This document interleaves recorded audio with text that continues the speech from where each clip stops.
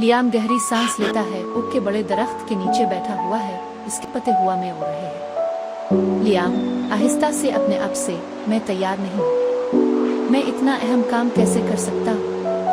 अगर मैं नाकाम हो जाऊं तो क्या होगा? ओक का दरख्त सुनता दिखाई देता है। इसके पत्ते हवा में आहिस्ता आहिस्ता जंग आलूद हो रहे हैं, जो लियाम को खामोश सुकून फराहम कर रहे हैं। चांदी के बालों वाली एक बूढ़ी औरत करीब आती है और लियाम दरख्त की तरफ देखता है। चंद लम्हों के बाद वो नर्म लहजे में पूछती है, तुम क्या कर रहे हो नौजवान? लियाम हिचकिचाता है, इसकी आवाज़ भारी है।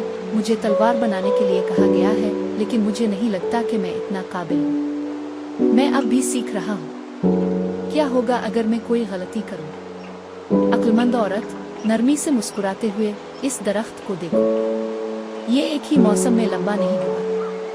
लियाम इस ताकतवर ओक की तरफ देखता है, जिसकी शाखें वसी और मजबूत होती हैं। अक्लमंद औरत, मौसम बहार में ओक सिर्फ एक छोटा सा कोरन था जो मिट्टी में गहराई में दफन था। इसे अंदाजा नहीं था कि ये क्या बनेगा, लेकिन वक्त गुजरने के साथ ये उभर कर जमीन पर फैल गया, हवाओं और बारिश के खतरे से दो चार था। हर मौसम में ये थोड़ा मजबूत होता गया। इसे मौसम गर्मा में तूफानों का सामना करना पड़ा, जिसने इसकी जड़ों को आजमाया। खुश्क साली ने इसे खुश्क करने की कोशिश की, लेकिन इसने हिम्मत नहीं हारी। ये एक के बाद एक साल बढ़ता रहा।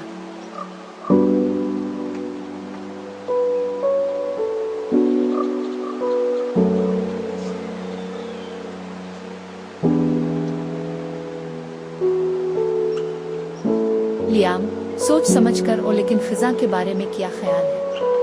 अक्लमंद औरत, मौसम खिजा इस वक्त होता है जब ओक अपने पते खो देता है, जिससे वो चीज़ खत्म हो जाती है जिसकी इसे अब जरूरत नहीं होती। ये तब्दीली का वक्त है, गौर और फिक्र का वक्त है, लेकिन ये असल में अगले सीजन के लिए तैयारी कर रहा है। यहाँ तक कि सर्दियों की सर्दी में भी ओक अपनी जड़ों से ताकत हासिल कर रहा है, जो बिहार की दोबारा पैदाइश के लिए तैयार है। अक्लमंद औरत लियाम की तरफ शफकत से देखते हुए, तुम भी ओक की तरह हो।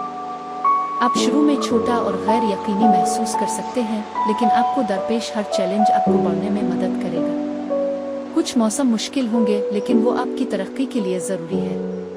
आपको इस अमल पर भरोसा करना चाहिए, बिल्कुल इसी तरह जैसे ओक मौसमों पर भरोसा करता है।